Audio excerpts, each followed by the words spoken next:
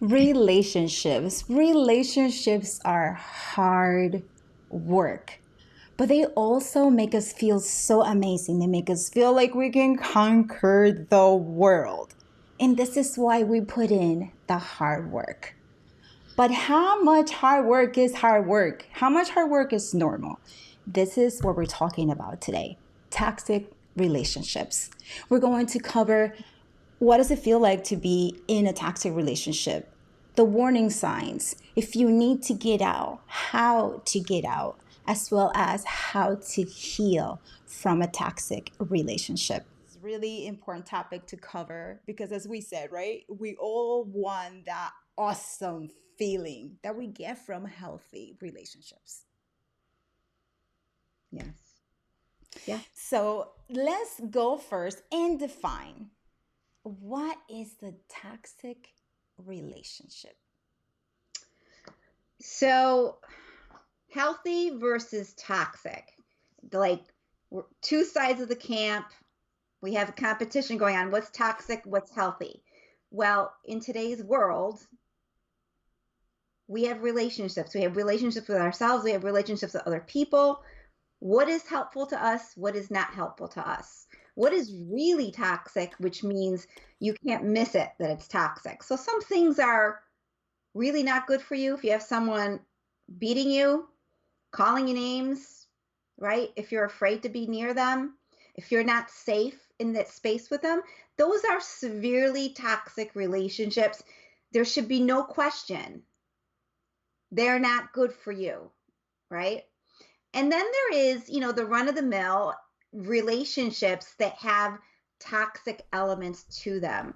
And maybe you don't recognize them. But then at some point, you've had enough. Right. Right. Climaxes to a point. So, I mean, most people don't sign up, don't gain friendships, don't get into relationships for toxicity. Right. Just kind of moves there. And that, yes, there are warning signs. And yes, there is like a courting stage where you're not going to see it. And Oh. then you're going to see it, right?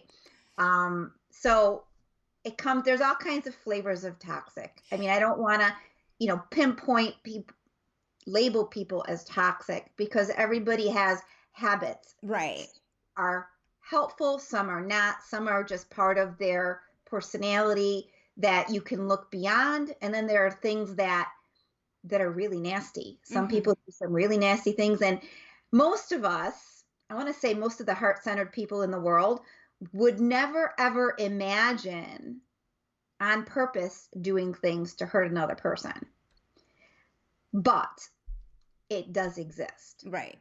So, right. And yeah. this is what we're here today, and this is what we're going to cover. We have the main question that we've got was, what are the early warning signs that we should watch out for when trying to meet someone?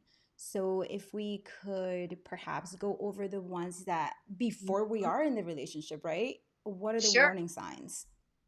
Well, okay, so it looks this way.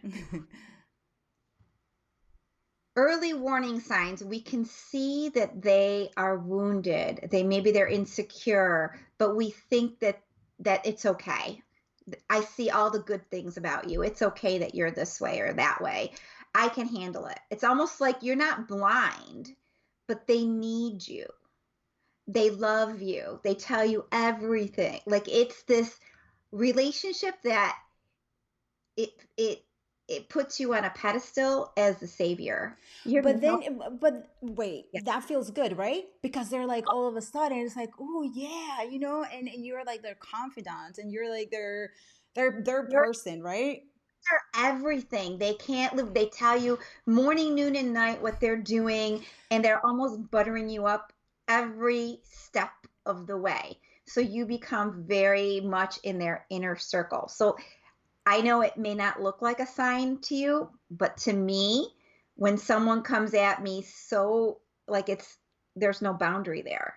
They're needing me this much and they're telling me how great I am in the process of it. And I'm like, I'm suspicious. Number one, suspicious. I mean, it is hard though because that is something that feels good, right? Because someone is actually telling you what their day is like, making you feel awesome by the, affirming, the good that you have, especially if we came from a relationship that was absolutely, the opposite way. And now we're hearing all these beautiful things. How do we, how is that going to be wrong for us? Like, give me So, other signs. yes, I'm giving you other signs. So it's important to note when you get in a relationship with someone, everybody's looking for something from it, right? Hmm. So if somebody's saying, I'm going to love you, I'm going to love you, oh, you're so wonderful, you're this or you're that, you might eat that up, but there's a flip. Is it real? Is that the way every single day goes with this person? So I would be cautious when I first meet someone. Who are they really? Hmm. Who are they really? Who are they making themselves out to be? Because once you're hooked, you're hooked. Do you know what I mean? And a lot of times it's this dynamic of she's got something or he's got something that I like. I like Hmm. being around them. They make me excited. They make, so you kind of overrule, you don't look at anything because you're feeling so fantastic. Right. Stay with them, right? But okay, so some signs in the very beginning. Right. Let's do this. Yeah. Um, the conversation, in order for someone to hook you into a conversation with it, I'm talking about a toxic person that's manipulative. Hmm. They're going to make you feel like you're the best person in the world. You are it to them. You are everything to them. So you've got to like just notice this hyper focus on you, not on them. It's on you. They're very vivacious. They're very enthusiastic. All green lights, right? Everything is perfect, right? Right. Yeah. It's perfect, or what is it? They showcase the fact that, life is perfect, you're perfect, there are no problems. They're selling you. That's what they're doing. They're selling you. That sounds so Then, good though. That's the hook though. You know what I mean? Like they're saying all these great things to like how do we know that that's a hook? I mean, like is there a time from where you meet the person to where these things are I mean, I don't know. I will be okay, I got you. I hear you. But if you step back and you look at it, you meet somebody new. All right, we're not talking about family member. You meet somebody new, they come into your life. They're everything that you think you want, and they're telling you that they make themselves that person. They are wonderful. They're sweeping you off your feet. Sure, enjoy it. But then you've got to look at the realistic side. There's a realistic side of you. Who is this person? mhm. Are they me? Is their job to suck up to me? Is their job to be in love with me? Is this what they do every day? Is Uh-huh. this what they're going to do in 3 months from now? Like, is this really what you want? Is this Mhm. real?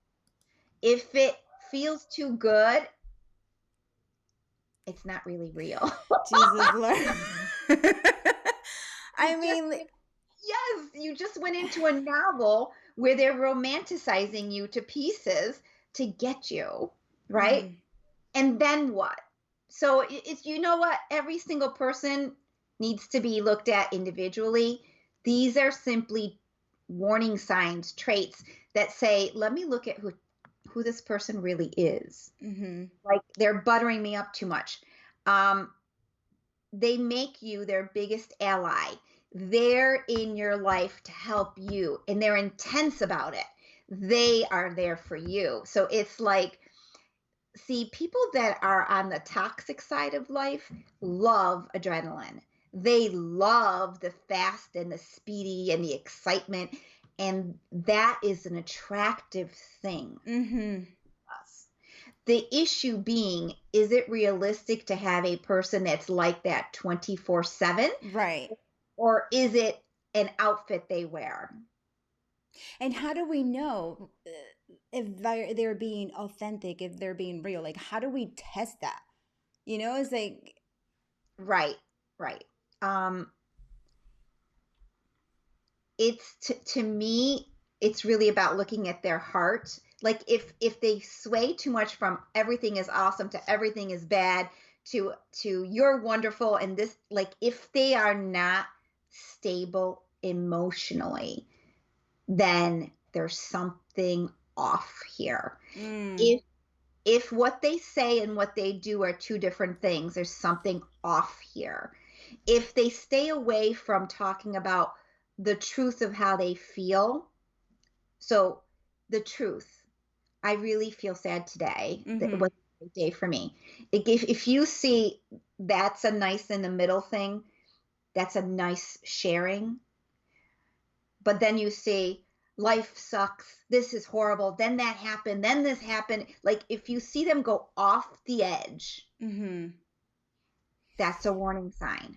They're going off the edge, or they're sitting on the couch because they can't do life. Life is too hard. Like these are things they might not show you in the beginning, Mm-hmm. but they're there behind. You really want to, when you're approaching relationships, even friendships, you really want somebody that isn't going to bring you down, that you don't have to rescue, that you don't have to fix. Mm-hmm. Because the truth of the matter is, you can't fix anybody. Mm-hmm. Fix yourself. You can, change your behavior, but other people in your life you have no control over. So, the thing is, once you really start to care for someone and you maybe start to love them, Mm-hmm. you don't want to hurt them. Right.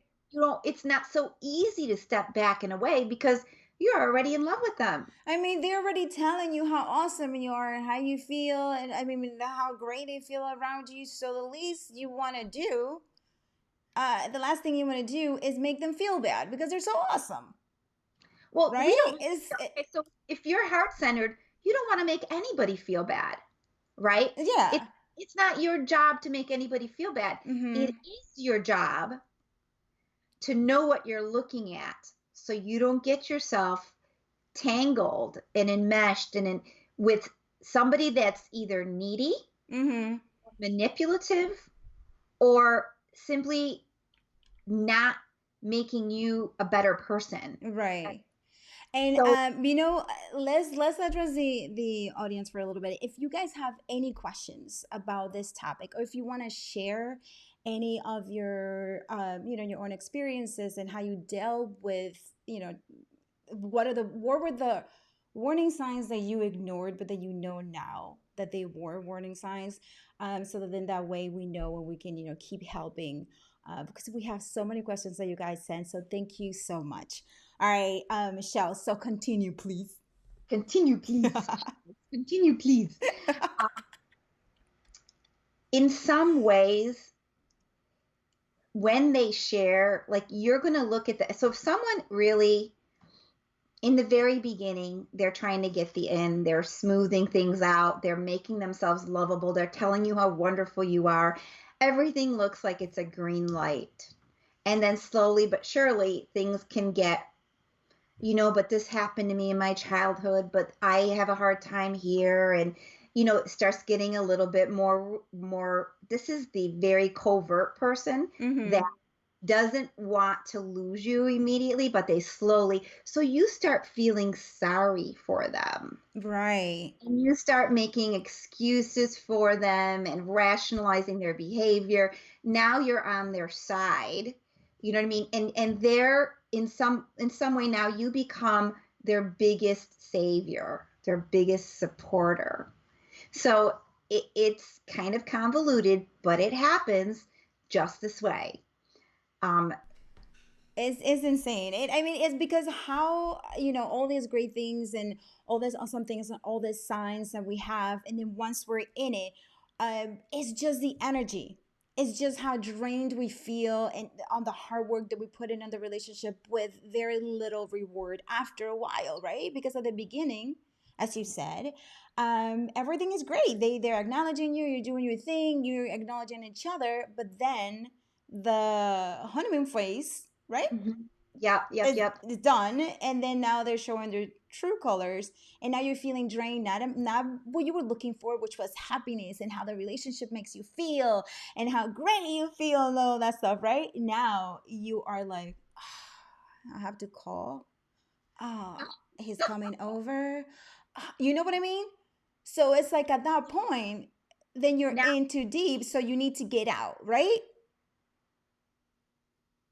how do we How? get out now that we know we need to get out? Is the Mm. question. The operative word you said there just earlier was work. This is becoming so much work Mm. because technically, ideally, what you want in your life is something that allows you to be who you are without you needing to carry them or have to do, you want something easy. Mm-hmm. That's my point. You want something easy. And if it's going to be work, what? But wait, right? Do we want it? Because this is like Yeah, the gray area, right? Like right. relationships take work, but then you want it easy at the same time. So then, like, oh, Okay, so let's fix something here. yes, let's do it. So the misconception to me is relationships take work. We go to work every day, don't we? Mm. Right? How much extra energy do you have to then work on your relationship? Like work. It takes work. No. When you're compatibly matched with somebody and they are emotionally mature and you are, who you are in that moment, you're both navigating your life. Your top priority is you, your life, your work, your house. Okay, there's this relationship. How much work does a relationship really take? How much work should it take? How much work is going to make you fall out of love with them because this is just insane every day. We got to talk about this, then we got to talk about that, then this happened, then that happened. All of a sudden, you've got drama going on and you're in the middle of something that you don't want to be in. Right. Okay? I get you. I get you. Okay, so that whole idea that relationships are work, relationships need commitment. They Mm-hmm. need you to be 100% there and they're 100. They need negotiation. They need communication. But work? No. Like, no. So that's like all the opposite that we've heard, right? Because we could be all right. So we could be in a relationship and we have some conflicts, right? But like you said, if you're there for yourself, right? The other person is there for themselves, and then you come together. And if the respect is there and the understanding is there and all of that, then it should be like a little dance, like you like to say, right? Should be fairly easy. If you are in a relationship that is not easy, then it's work. And every day is work. And every day is draining. So there is a spectrum here over how much is positive in your life and how much is just over the top. Over Mm-hmm. the top. Because some people, they feed off of drama. They love this fighting and going back and forth and arguing. And why did you do? They love that. And maybe that's their flavor of what a relationship is. But for most heart centered people, being like that is not a positive. It's not. It's draining. Can you imagine somebody picking up, bringing some drama every single day in our lives? I mean, it's gonna drain you. It's not gonna be healthy for you. And these are some of the side effects of being in a toxic relationship, how it can affect our mental health. And if we're not feeling great mentally, we're not going to take care of our physical body either. So when he's getting to that point where we're like, it's time to get out, is that how I do? Okay, so time to get out. How do you get away? What do you do with this? Well, Mm-hmm. it's an important thing to do when you realize you're in something kind of strange and you're not enjoying it anymore is to step back. Mm. Just to step back so you can get some space and you can see more clearly what's actually happening, what you want, what you don't want. When you're actually done with a relationship, I'm telling you that decision's very easy. You Mm-hmm. don't you don't love them anymore. You just don't want to do it anymore. You have nothing left in you, Mm-hmm. right? And the other person might be totally surprised by it, but you're gonna know. Mm-hmm. So getting out is so getting away, adding space. It's hard, especially if it's a loved one, a partner. It's going Right. to be really hard. If it's a friend, it's still going to be hard because you're changing your relationship with them. Maybe you're not talking to them as much. Maybe you're not Mm-hmm. returning a text message. Maybe you have a very frank, open conversation with them and you start yelling back and forth about things. So it's not easy peasy. The only really consolation here is that you're in control. As long as you know what you want, you know that if you have come to the conclusion that this relationship has to stop, I'm not doing this anymore. Pull back and away. That means you don't apologize, you don't rationalize, you don't call them, you don't engage it. You give yourself that space, and maybe you find somebody that you trust to give you some insight, some direction, to listen to you. Because basically, when you're with somebody toxic, you're dealing with toxic every day. You're going to absorb it. You're going to feel it. What they think of you is going to start, you're going to hear it in your head over and over and over again. Right. You're going to hear, oh, I'm this. You're going to start to believe even. And a lot of times we get to the point where you have no confidence left because you've been with someone who's been tearing you down every step of the way. Yeah, So, should we go over a couple of the questions that we received? Because there are a lot of them, we keep hitting back and forth, but let's just go to some of the questions that they sent us. So let me see. Warning signs. All right, so I'm going through. All right, warning signs. That was like a lot. It came a lot. So is there a way that we can say, okay, 2 simple or 3 main warning signs? I have 7. Well, let's go with the 7. Okay. All right, warning sign. Let's go with the 7. All right. Number 1, they're not happy, and you're the source of they're not happy, and you're made to feel guilty because they're not happy. They're not happy, right? You're wrong. It's your fault. So it's your fault. It's your fault. It's your fault. Okay. Number 2, they manipulate, lie, compare, compete with you and others. They are busy. They are very busy. Not everybody has this in their life, and I hope most of you don't. But if you have a person that manipulates, lies, compares, competes with you or others, that's their temperament. That's who they are. That's how they like to function. That's how they roll. Okay. And it's something like, oh yeah, he likes doing that or she likes doing that. It's all right. Right. Right? Because we're making excuses, just like you said, right? We're making excuses for their behavior. They just do this to other people. They're just being themselves until it turns around on you. So don't ever think that you're off limits. Don't ever think that you're special. Nah. Number 3, they often dramatize. They speak about all kinds of things that are wrong in the world and how they've been victimized by it. So this is their mentality. This is how they see everything. They see everything in a negative light, and they are, woe is me, woe is me, woe is me. You know what, Michelle? That's something. I mean, someone just commented that that happened to that's her dad is like that. The first one, that is just like drama and all that.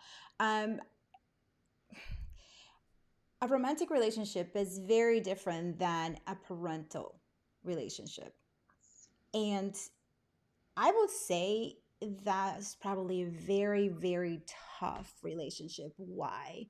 Because we grew up with them, right? They're our parents. They are the people who brought us into this world and are supposed to guide us through it and all of that, right? Yeah. So as you go through life and you grew up with that toxic relationship with, she's saying her brother and her father, right? How do you deal with the family? Because they're family. How are you gonna, Yeah. Well, do you think you're going to change them? No. Okay. So how do you deal with people that you love that are a little bit out there or a lot out there? They got some drama going on here and there. They're your family. So you have a couple choices. You could say, I don't like you people. Again. Or you have to negotiate what you're comfortable with, how much they're in your life, where are your boundaries. So if you love them, which you will love them because they're your family, And maybe you don't love them anymore if they're attacking you or doing things that are negative towards you. So you have to step back in a way. You have to step back. And then when you do that, everything renegotiates because Mm-hmm. they can't behave the same way towards you. And if you go near them and they behave that way again, like, your job is to stand your ground. Mm-hmm. Your job is not to argue with them, not to give them power over you, but to know your value. It's almost like you have to heal from even seeing that, because Mm-hmm. you might think that's actually normal, but it's not. Mm-hmm. Do Not you do you think that for example, the people who are toxic and then they come into somebody else's life, they had a toxic childhood and that's why they're like that? Do you yeah? they they repeat what they know. Mm. They saw this happening. They saw how they think it's normal. So it's funny because I had a pretty good childhood, actually in total very good childhood. Mm-hmm. But I thought certain dynamics were normal until, and I almost married someone, and all of a sudden I saw myself acting like my mother. And Oh. all of a sudden I saw him acting like, and I'm like, holy shit, stop, stop, stop, stop this right now. I am not putting up with this. I'm like, I'm not doing this. Mm-hmm. I Good was, for you. Good for you. and it's not, I was able to see it. And I'm not the kind of person, I'm very empathic, that likes to argue. Mm-hmm. And that arguing is very depleting. So, the, is anyone doing anything wrong? No, people are doing what they're used to doing. As we become more mature and adult like, we have to decide and choose what we want in life, what we deserve in life. Mm-hmm. And instead of putting ourselves in positions of loving someone that's not good for us, Mm-hmm. loving someone that brings us down, if we have that wherewithal awareness, we can kind of step back Mm-hmm. and make a choice. Make a Yeah. choice before, because once you're in love, you're in love. That's it. They gotcha. They gotcha. Yeah, and especially even if it's a parent and it's like and you feeling because right they had that their childhood and oh my gosh it was a bad childhood and all this stuff so you feel sorry for them right you're like oh my gosh like and then you start taking and you know why it's okay because oh I feel sorry and they make it a point to remind you that they had a bad childhood right they make it a point that they had a bad experience with somebody they make sure that you know that like be nice to me and take anything I give you no matter how hard tough or bad it is. Well, and there's a certain entitlement to that. Mm, There's a certain, I'm not, I'm a victim of my life. This is how I am. This is what it is. That's fine. But from like the person that's in that relationship, whether it's you or me in that relationship with somebody like that, why are you there? mm-hmm. Why is this interesting? Maybe you saw somebody else do it before and you think this is what you should be doing to support them because you love them. But at the end of the day, you can keep that going for a certain period of time. I'm sure there's levels of toxic and some is not that bad. Mm-hmm.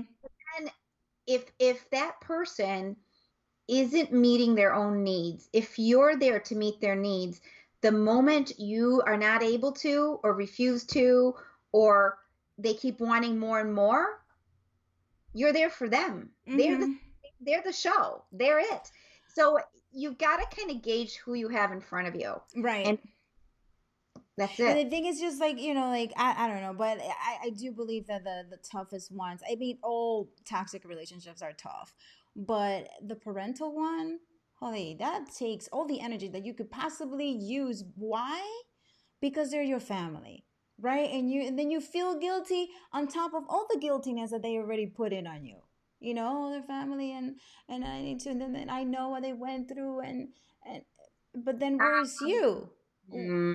So, okay, listen. You don't control the family you were born into. Mm-hmm.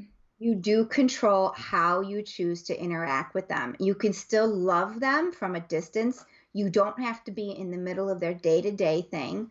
And, that's okay. That is okay.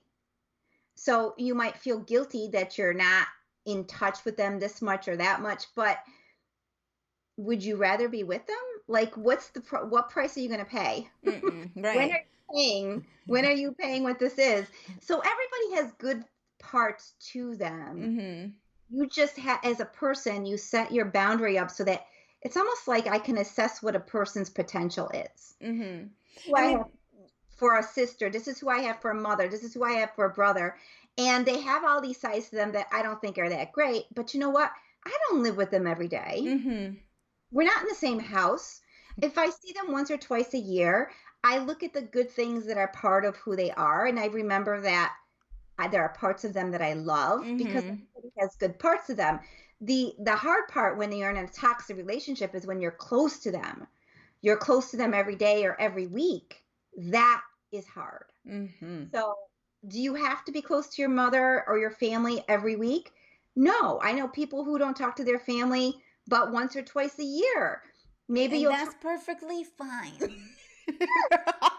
So, you know, at some point you have your own family to take care of. Mm-hmm. And you have to almost you know, to me it's this awareness of over who are people. People are, we come in all shades of race, color, principles, behaviors, but your family, the person that you're living with, those are critical positions in your life. Mm-hmm.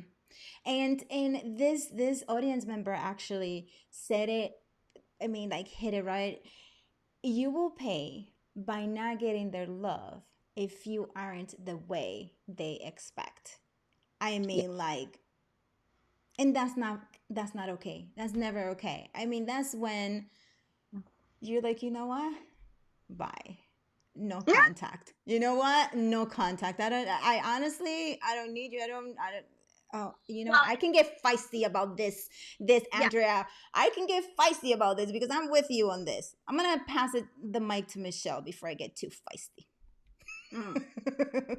The emotional manipulation, that's what that is.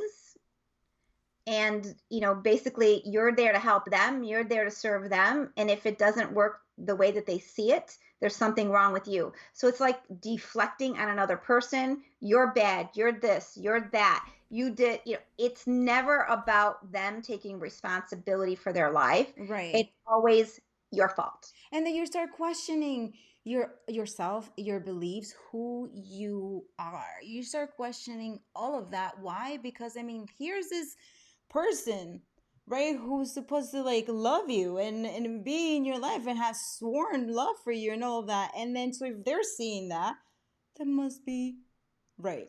it, Is it's hmm. emotional manipulation. It is. Really We what the whole thing is. mm, But there are some people who do this all the time.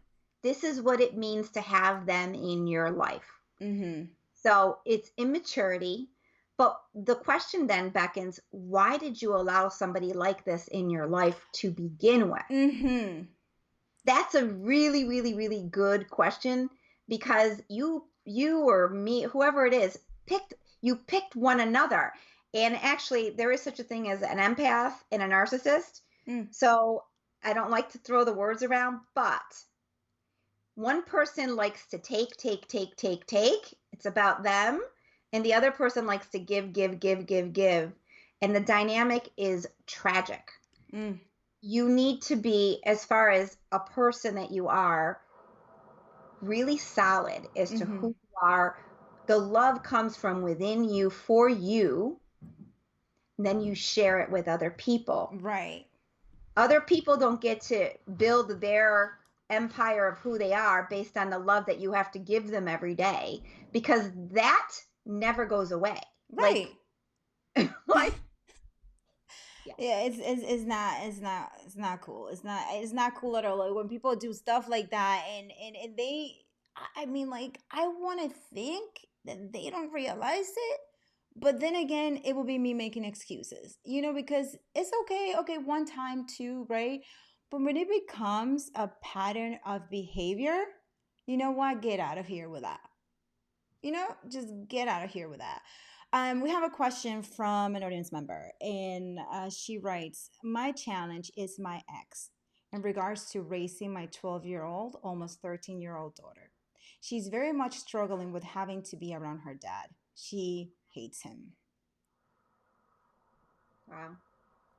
So, the relationship, there are two different relationships right there. And when it comes to things like that, I would think, in my opinion, that we have to think about our kids first and what their needs are, and then ignore everything else. And it's really, really hard because emotions come in there. And once the emotions are in there, we don't see anything else but emotions. Right? Correct. I So, hear. Yes. So if you're in a tough situation and you're divorced, your ex is your ex, you've gotten through that, now you have your daughter, technically you're supposed to put the kids first. mm-hmm. You are. Many times people have a hard time doing that because it's personal to them. They still have their own personal feelings about this. But at the end of the day, you bring down the emotional response and okay, this is the reality of what's happening. Your daughter has these feelings about you. Either we bring her into therapy or we have a conversation about what makes her feel this way so you can fix it because this is a big thing. This is your relationship with your daughter. Right. So if he comes back at you and says, well, you're full of it. That's not true. I don't believe you. Mm-hmm. It just goes back and forth. So at Right. the end of the day, sometimes you just have to kind of stand your ground. If your child is not in dire straits, if they're not at risk of, you talk to your children, you talk to them about how they would behave and how they could still be okay in a space with their father. Mm-hmm. And if they truly are at risk, you move them out of that situation. But it's one of those things that you are not controlling every lever. You're not your child. Your child's got to learn how to navigate it. Just the Right. same way you got to learn how to navigate it so that it doesn't turn into this crazy thing. Every 2 seconds there's this argument going on. Right. And it's There's not this. right. And it's not going to be healthy for her. And thinking about it, thinking about us, right? We're adults right now. And we are the product of what happened to us in our childhood, growing up, adolescence, all of that. So now Yeah. here is an opportunity. Here's your, here's your child. Here's your baby girl, right? So we need to do everything that we can, knowing what happens in adulthood, right? So, like Michelle said, talking to him and just putting her needs first. Let's go to a therapist. Let's talk about it. Let's see what's going on. Forget you. You could be whatever. She says that he's an abusive narcissist. Beautiful. Sorry. Right? I mean, for real. Like it's That's tough. my sarcasm. Mm-hmm.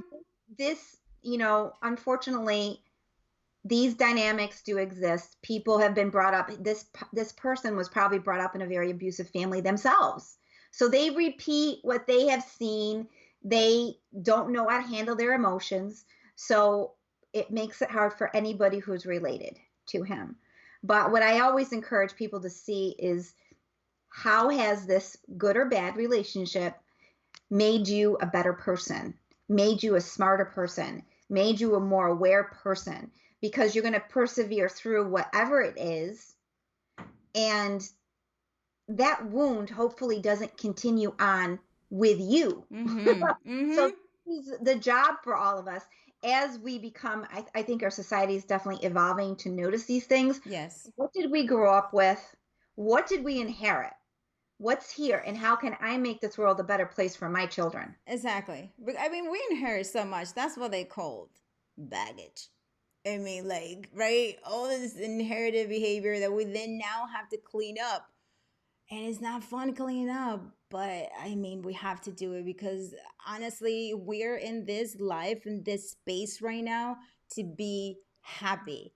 We are in the space to be happy. So if we're not happy, something Mhm. is wrong, right? It's not like we're going to be happy every single day, but if it is like, every day is like the opposite, that's not normal either. You know what I mean? So there has to be a balance.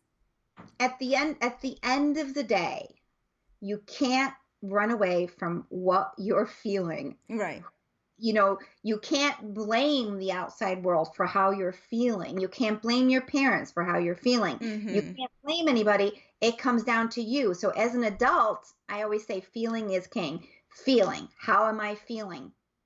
There are Mm-hmm. plenty of people that are not rich that feel great. There are plenty of people that are rich that are depressed. Right. There, so, none of this mental, emotional stuff is going to escape anybody. It's like a disease for Right. people.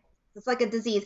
It goes around. You can catch it anywhere you go. So if you're not feeding yourself something positive every day, if your lens of what you're looking at in the world, if your choices are negative, if you think less of yourself, if you judge yourself, you're not going to be in a good place. Mm-hmm. Yep. And if you're in a relationship with other people who feed you that too, I'm like, oh my God, now you've got Right. double things going on. So it's like removing yourself away from anything negative Yeah. when you can, how you can, and coming into contact with who you are and loving yourself. Mm-hmm. Even if you have faults, Right. say that you know that um, you have some negative traits or some things that bother you. That is the healing journey. Mm-hmm. That is the healing journey, because here you are doing harm to yourself. Yep. And So, there were questions like that. Let's go back to the question and answer, sure. because there was a question like that in there that I want to see what you think about it. So let's see the second. Oh, okay. The second question was small steps to wean off of a toxic relationship. So I guess, what are small steps that we can take to wean off of a toxic relationship? Wean off. Okay. Hmm. Sometimes you're going to want to cut it off. You're not going to want to wean it off. Okay. But weaning it off is just kind of spreading out how much contact you have with them. So keeping your conversations shorter, spreading out a little bit more time between the conversations, you're backing off, and not picking a fight with them. Not necessarily, because if you're talking with someone who is very aggressive and very into fighting, they're going to love that. Let's do a little bit more of that together, That's right? true. That's very true. Yeah. Yeah. So Yeah. sometimes you just have to cut it off. Get away, because what it actually is this. If I have a lot of anger, hurt, frustration, um if I have all of that in me, and I'm married to someone and I'm pissed off at him, and I'm going to get him just as mad as I am. Like, it's contagious. Mm-hmm. And when we do that, I feel better when I see him in pain too. And then it just becomes this really crazy thing. Oh, I I've seen it play out before, and it's like jabs. It's like shots. Someone's shooting you through a text message. It's not even in person. It's just you can feel the animosity from another person. Just mm, as you can feel love, like say when you're in the loving, wooing stage of a relationship and you're in love with someone and you get this text message and it's awesome. Well, mm-hmm. getting a text message that's not so awesome. I delete those things. I'm like, I don't even read. If I see a text and I'm in like in a heated conversation or something, and the text has more than 3 lines, I'm deleting that. I'm not even addressing that because Perfect. It's I'm not gonna insane. do it. But there are some people that will go toe to toe with that, and let's have a conversation. Let's talk about it. How did I hurt you? I'm so sorry. Like, I get it. We need to have conversations, but then there is stop. Mm, This is too much. mm-mm, Stop. No mm-mm. more. Please. Yeah. Yeah. Please. At some point, you have to. You have to take a stand for yourself. You have to choose yourself, and you have to stop. Right? There will be no winning. There will be no that stuff. There will be just no contact, blocked. Right? And we can also do that with family members. Let me tell you something about this, Michelle. We can also block family members from that phone. We can. Just saying. Anyway. And if people are in that, so everything climaxes, I'll tell you. So, meaning that if you have a relationship that's on the rocks and things are going bad, either it's going to continue getting worse until it totally goes off the cliff, or you're going to back off. you're going to take a step back and back and back, and you're going to avoid a confrontation and Mm-hmm. slowly die. It's going to be awkward in the middle of that. You're not going to necessarily know what to do with it. You're going to feel guilty about it. This whole guilt thing. And then understanding, well, what's happening? I don't know why I don't want to talk to her. She's upsetting me. Every time I talk to her, this happens or that happens. It's just these, it is tough. Mm-hmm. It's tough to say goodbye to a relationship. It's Yeah. tough to argue in a relationship. And if you can find what you're learning and you can learn to be more introspective, which is what I do. Like, let's be more introspective. What are we learning from this? Right. What's the world about? What do you own? Because you chose that, you're in that relationship for a reason. There's Mm-hmm. never like an accident as to why you're in something. Mm-hmm. You're learning. So even if you're learning about toxicity, you're still learning how to set your boundaries so toxicity doesn't come in to your world. So What a tough lesson that would. What a tough lesson that is, because holy cow, I mean, that's the biggest energy drainer ever, being in a relationship like that. And Michelle, look at this. We haven't even gone through like half of the questions we got, and it's almost like it's almost 2 o'clock.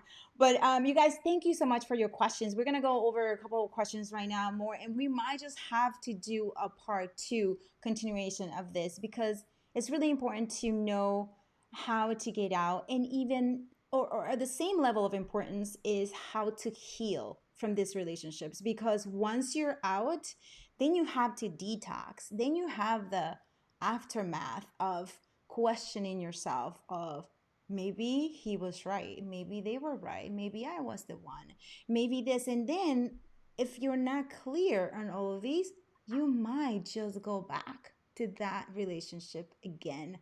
Why? Because the guilt they were putting in you worked. So we have to learn how to heal from these relationships so we don't repeat them again. All right. So now we're gonna go over a couple more questions, Michelle, that we got. All right. How do I manage loss? Oh, okay. This is a good one. How do I manage loss of self-confidence from a toxic relationship? Mm, mm, loss of self-confidence. You made the choices, you were there, they said this, you said that. How can I trust myself to get into another relationship again? mm-hmm. They said I was dumb. I must be dumb. I can't take care of the house. Like, you started to believe a lot of the things that they said to you. Mm-hmm. And then there's a lack of trust in your own capacity. Truly, how could I let this happen? How could I Right. continue to happen? What's wrong with me? So it's like you questioning yourself. So there are steps to this. The biggest thing you can do is learn to nurture yourself through the pain. And like one thing at a time that you're judging about yourself, one thought at a time that says that you're worthless, or that you don't have what it takes, nobody's going to want you, whatever that confidence is aiming towards. You want to I want to say play with it a little bit. You want to really counteract what it is, but not in a very real, credible way. Mm-hmm. You want to look at what it is. Is this really real? Is this true? Mm-hmm. Is this what evidence is there of this? And then if you can add some humor to it, because sometimes everything seems wrong. Like if Mm-hmm. we go into a negative spin, and we've been under all this pressure and we're trying to get past it, everything that we think is negative. Right. And I had someone on the phone at one point. She called me, she goes, I need some help. I'm like, what's wrong? She goes, well, everything I think is bad. Everything I think is telling me just how horrible I am at this. I said, okay, let's make a list. Okay, this is me. Give me what your head is saying. And what she had to say was just so it's almost like you didn't just have a little bit of dirt that was dumped on her. It was like a truckload of dirt was dumped on her. I'm Mm-hmm. like, oh, hold on. Okay, let's take the dirt out one little scoop at a time. Tell me what they are.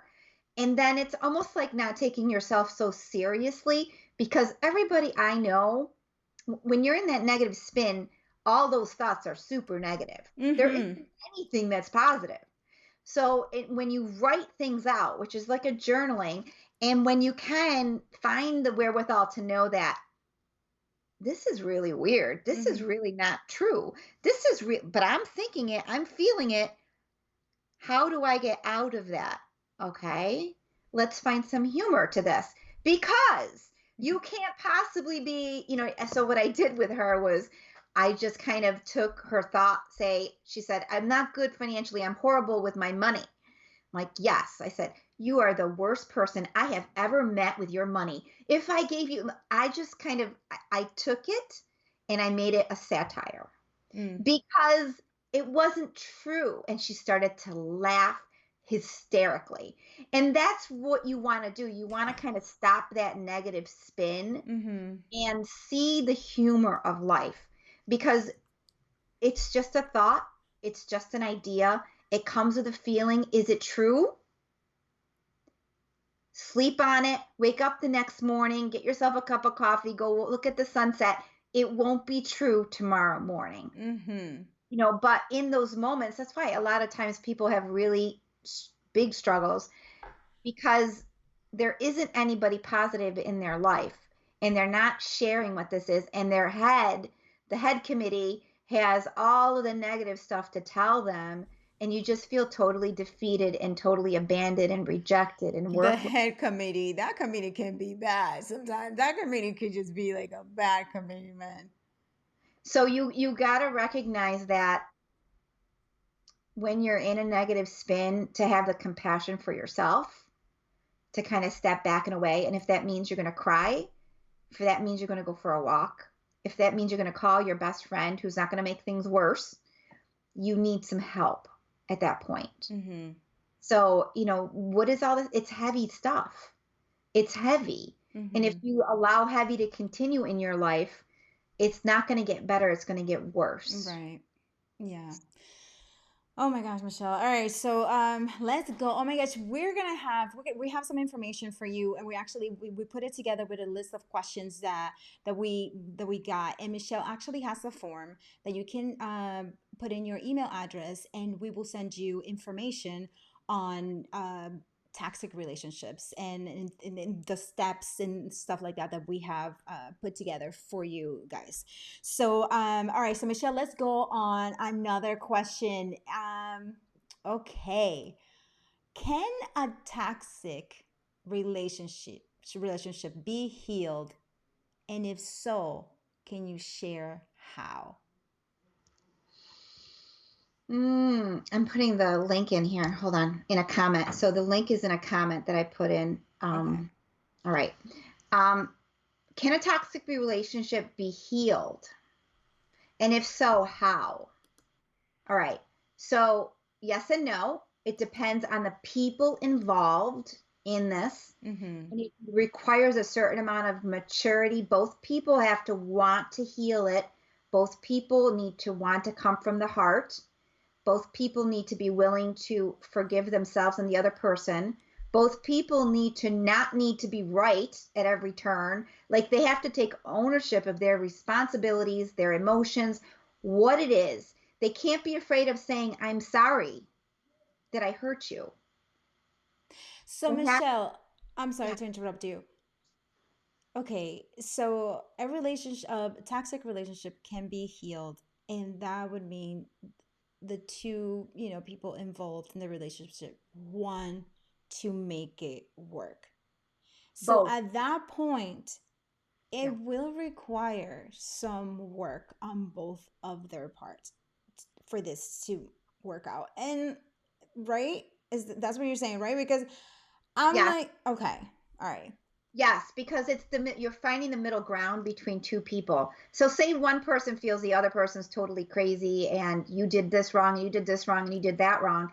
No, it takes two people to make a relationship go kaboom. Not so if you really want to reinvest your time and energy in making this relationship work and heal, you have to get the buy-in of both people.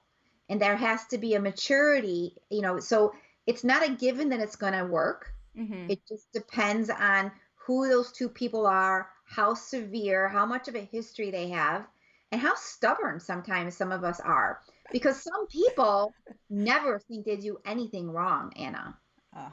They never think they do anything wrong. So if you're coming at it as a winner loser kind of situation, that's never going to work. Mm-hmm. That's what got you to where you are. Right. Right. And some people, to be fair, some people are really tough to deal with. They're really, you might love them, you might want to fix the relationship, but guess what? They don't want it as much as you. Right. They don't Yeah. care as much as you. And at that point, it's okay Right. to walk away. And you did say something to me, and it is actually on the PDF that we have available. You mentioned that they are going to throw a fit. Even if they didn't want to work on the relationship and you are walking out, you're taking that step for yourself, they will throw a fit. They will be like, what's going on? This is not you. What are you doing? Right? Because you're standing up for yourself. Do it Well, anyway. take your power back. Mm-hmm. Take your power back. Whether they like it or not, sorry, there's a time to talk and then there's a time to leave. And then hopefully, if this is someone that's going to stay in your life long term, if it's a family member, you want to reestablish some sort of a mutual ground where you've redefined what the relationship really is. You've redefined what's okay Mm-hmm. so that you can love them. You can have a relationship, but it's not going where it was. Yeah, it's going to be redefined because the reason why the break was taken or the relationship went to the side it went to is because the first way didn't work. Mhm. All right, let's go to the next question that we have here is oh my gosh, all right. We cover this. Why do I feel like I am the one who's always at fault? I should have her answer this. Mm-hmm. Um, because because you're used to taking on the responsibility. You're used to, they're telling you you're at fault. So oh yeah, I'm at fault. So you're not standing up for yourself. You're thinking everything you do is wrong, and they're telling you everything you do is wrong because that's abusive. That's how they're behaving. They're behaving in an abusive way towards you. That's not love. As a matter of fact, I did a reading on one lady. She was maybe late 20s or something, early 30s. And she's telling me about this relationship, this, and this relationship, that. And finally, it dawned on me. I'm like, you don't know what love is. What you're describing to me is not love. So I would invite people here, especially if you've had some sort of a interaction with struggle within relationships. Let's look at what love is and how love behaves and what love says and what love really feels like.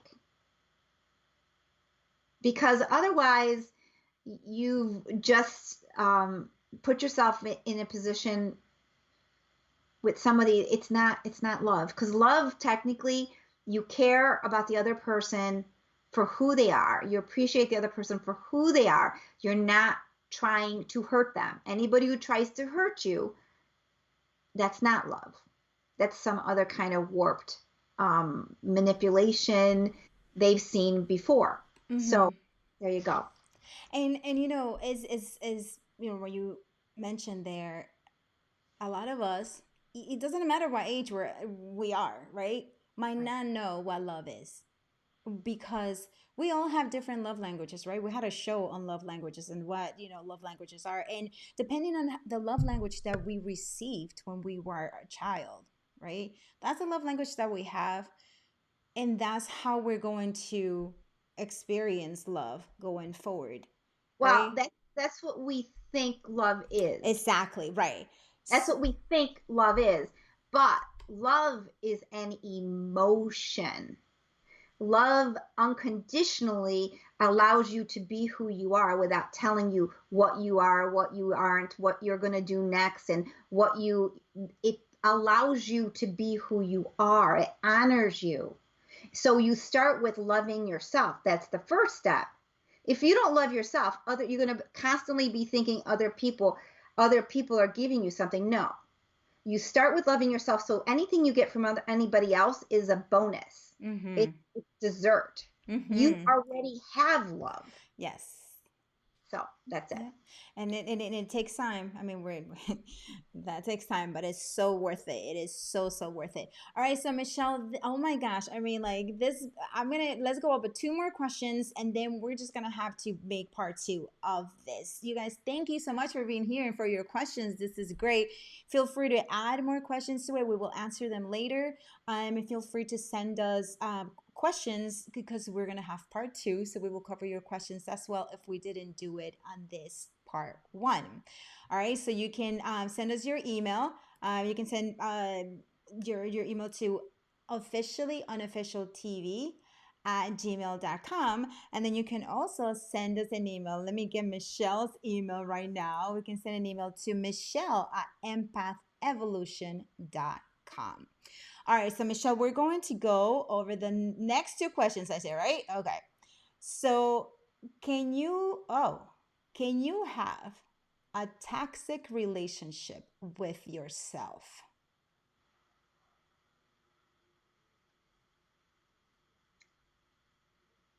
Yes. Yes. And that is when it comes how important it is to love ourselves and to do things for ourselves, do things like you mentioned, Michelle. We be happy with ourselves, and then everything else is dessert. You have to recognize the fact that there's a lot of judgment in the world. There's a lot of I need to be this in order to get that. There's a lot of I'm not enough. There's a lot of happiness comes when I acquire this or when I look this way. I'm only happy. So we're constantly judging and measuring up, measuring, comparing. And that's something that doesn't help us because we're human. We have a heart and we're supposed to love ourselves, even the imperfect parts of ourselves, even those emotions that come in and that throw us off. We need to understand what those are. They're not really you, they're just emotions. Right. They're coming, they're going. So your job is to nurture. It's like planting a seed in the ground and seeing it grow into a beautiful plant. If you don't bring it beautiful, water, and you won't bring it sunshine, it's never going to grow. It's always going to so you have to just nurture yourself. Mm-hmm. Yep. And if you've got if you're that kind of person that is constantly looking out at other people, I have to tell you, you have to bring it back in. Who am I? Who am I? It's not about them, it's about you. Who am I? And when you refocus on that, now them doesn't become important. The I becomes important. And those people that don't support the I will disappear.